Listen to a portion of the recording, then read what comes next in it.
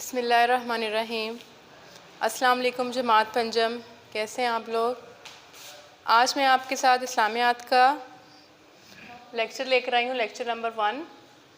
آج ہم پڑھیں گے باب دوم، جس کا عنوان ہے ایمانیات و عبادات، اور آج ہم اس کا جو سبق پڑھیں گے، جو عنوان پڑھیں گے، وہ ہے دنیا آخرت کی کھیتی ہے۔ یعنی یہ ہمارا دوسرے باب کا پہلا سبق ہے، دنیا آخرت کی کھیتی ہے۔ نبی کریم صلی اللہ علیہ وآلہ وسلم کا فرمان ہے، الدنیا تو مزرعۃ الآخرہ، یعنی یہ دنیا آخرت کی کھیتی ہے۔ یعنی اس چیز سے کیا چیز واضح ہوتی ہے؟ یعنی اس حدیث سے کیا چیز واضح ہوتی ہے کہ یہ دنیا جو ہے جہاں پر ہم رہ رہے ہیں، یہ کیا ہے؟ یہ کھیتی ہے۔ جس طرح سے ایک کسان جو ہے فصل بوتا ہے، اس کو بیج بوتا ہے، پھر اس کو پانی دیتا ہے، پھر جو ہے اس کے اگر وہ اس کا خیال اچھا رکھے گا، اس کو اچھا بیج دے گا، اس کو وقت پر پانی دے گا، تو ہی اس کے پاس جو ہے فصل جو ہے وہ اچھی آئے گی۔ اسی طرح سے یہ جو دنیا ہے جہاں پر ہم رہ رہے ہیں، یہ بھی کیا ہے؟ یہ ایک کھیتی ہے۔ کس کی کھیتی ہے؟ آخرت کی کھیتی۔ یعنی ادھر ہم جو اعمال آج کریں گے، اس کا حساب، اس کا اجر، اس کا انعام جو ہے وہ ہمیں آخرت میں ملے گا۔ یعنی جو کام ہم دنیا میں اچھے کریں گے، اس کا صلہ جو ہے ہمیں کہاں ملے گا؟ آخرت میں ملے گا۔ تو آخرت کیا ہے؟ اس دنیا کی کھیتی ہے، یعنی وہاں پہ ہمیں اس کا انعام ملنا ہے۔ یعنی یہ دنیا کیا ہے؟ عارضی ہے، جہاں پہ ہم رہ رہے ہیں۔ اللہ تعالیٰ نے ہر انسان کو پیدا کیا ہے، تو ہر انسان جو پیدا کیا ہے جس کو اللہ تعالیٰ نے، اس کو ایک نہ ایک دن موت بھی آنی ہے۔ یعنی یہ جو دنیا اللہ تعالیٰ نے بنائی ہے، اس دنیا نے ایک دن ختم ہو جانا ہے۔ یہ دنیا کیا ہے؟ عارضی ہے، فانی ہے، یعنی ختم ہونے والی ہے۔ یہ آپ ادھر دیکھتے ہیں رنگ برنگے پھول، پرندے، درخت، اتنے بڑے بڑے پہاڑ، سمندر ہیں، دریا ہیں، یہ ساری چیزیں کیا ہمیشہ قائم رہنے والی ہیں؟ یہ ساری چیزیں جو ہیں یہ ہمیشہ قائم رہنے والی ہیں؟ بالکل بھی نہیں۔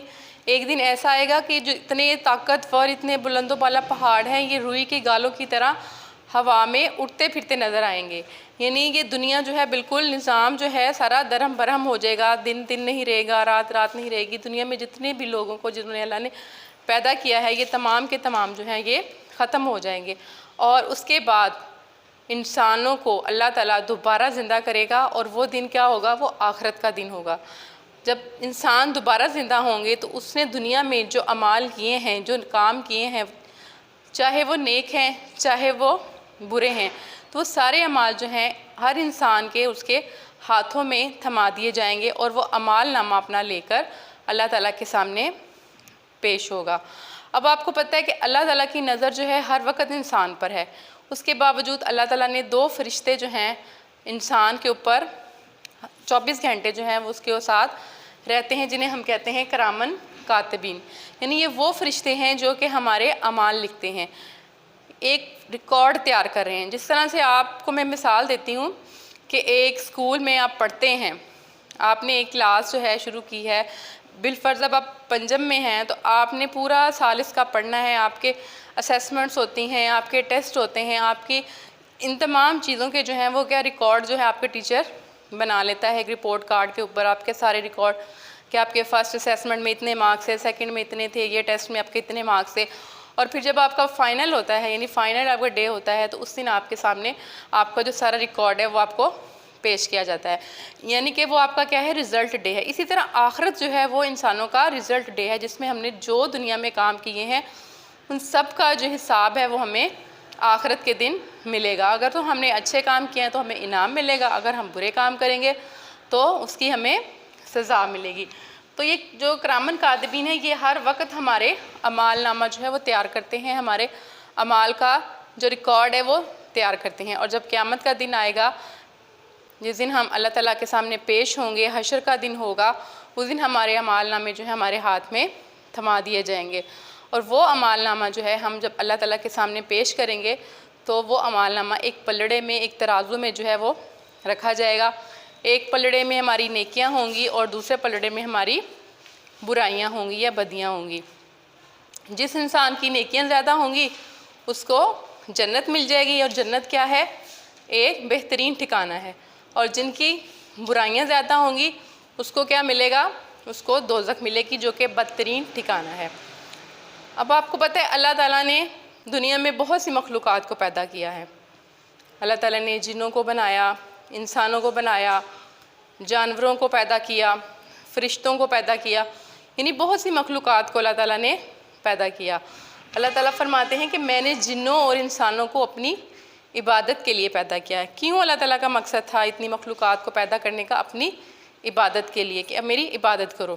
اب ان سب مخلوقات میں اللہ تعالیٰ نے انسان کو بہترین مخلوق بھی قرار دیا، یعنی اشرف المخلوقات بھی کہا. اور اسی بنیاد پر اللہ تعالیٰ نے فرشتوں کو، جو کہ سب سے زیادہ عبادت کرنے والی مخلوق ہے اللہ تعالیٰ کی، اس کو اللہ تعالیٰ نے حکم دیا تھا کہ انسان کو سجدہ کرو. یعنی انسان کو اتنا بہترین اور اتنا بلند درجہ جو ہے اللہ تعالیٰ نے عطا کیا تھا.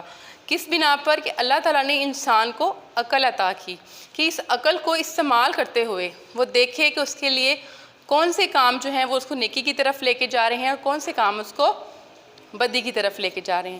یعنی یہ ہمارے خود کے اختیار میں ہے کہ ہم کیا کام جو ہیں وہ کر رہے ہیں. اب یہاں پہ اللہ تعالیٰ نے فرمایا کہ میں نے جنوں اور انسانوں کو اپنی عبادت کے لیے پیدا کیا.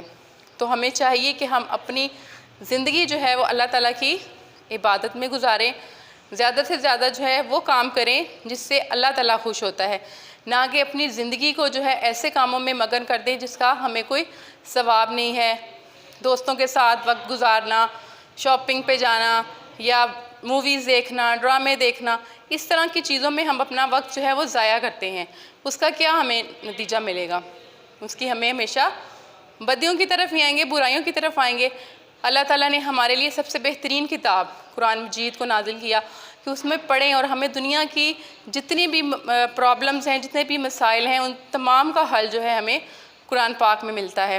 چوری چکاری سے بچے اپنے آپ کو بچائیں، گالی گلوچ سے، لڑائی جھگڑے سے، دوسروں کو تنگ کرنے سے، بلکہ چھوٹے چھوٹے طریقے سے ہم جو ہے وہ نیکیاں اکٹھی کر سکتے ہیں. دوسروں کو خوش کرنا، تکلیف نہ دینا، یہ بھی ایک نیکی ہے، یہ بھی ہماری نیکی میں شامل ہو جاتا ہے. کسی کو مسکرانا، اگر کوئی پریشان ہے، کسی کی مدد کرنا، یعنی چھوٹے چھوٹے کام کر کے بھی ہم بہت سی نیکیاں کما سکتے ہیں. یعنی اللہ تعالیٰ نے جو ہمیں اس دنیا میں بھیجا تھا، ہمارا مقصد کیا ہے اس دنیا میں آنے کا؟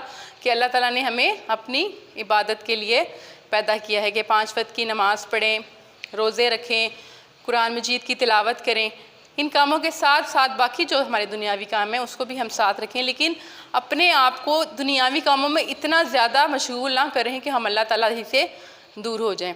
کیونکہ یہ دنیا جو ہے وہ کیا ہے؟ آخرت کی کھیتی ہے. یعنی اس دنیا میں ہم جو کریں گے اس کا صلہ ہمیں آخرت میں ملے گا. دنیا کی ہم رونق میں اتنا اپنے آپ کو ہم لوگوں نے گم کر لیا ہے کہ ہمارے پاس وقت ہی نہیں ہوتا کہ ہم نماز پڑھ لیں. کہتے ہیں اچھا جی یہ کام کر لیتے ہیں پھر نماز پڑھ لیں گے. تو یہ چیزیں کیا ہیں؟ یہ ہمیں برائی کی طرف لے کے جا رہی ہیں. اور جو فرشتے ہیں ہر وقت ہمارے اعمال ریکارڈ کر رہے ہیں، اس کو لکھ رہے ہیں. اور یہ نہ ہو کہ ہمارا جو برائیوں کا پلڑا ہے وہ آخرت میں بھاری ہو جائے اور نیکیوں کا جو ہے وہ ہلکا ہو جائے. اس لیے ہمیں زیادہ سے زیادہ کوشش کرنی چاہیے کہ ہم نیک اعمال کریں، اچھے اعمال کریں، اللہ تعالیٰ کی عبادت کریں. اس دنیا میں آنے کا انسان کا مقصد ہی صرف یہ ہے کہ ہم اچھے اعمال کریں، اور اس کا تاکہ ہمیں اچھا نتیجہ ملے آخرت میں، ہمیں جنت جیسا ٹھکانہ ملے، نہ کہ ہمیں دوزخ ملے. امید کرتی ہوں آپ کو آج کا لیکچر سمجھ آیا ہوگا. انشاءاللہ دوبارہ اگلے لیکچر کے ساتھ آپ کے سامنے پیش ہوں گے. تب تک اللہ حافظ.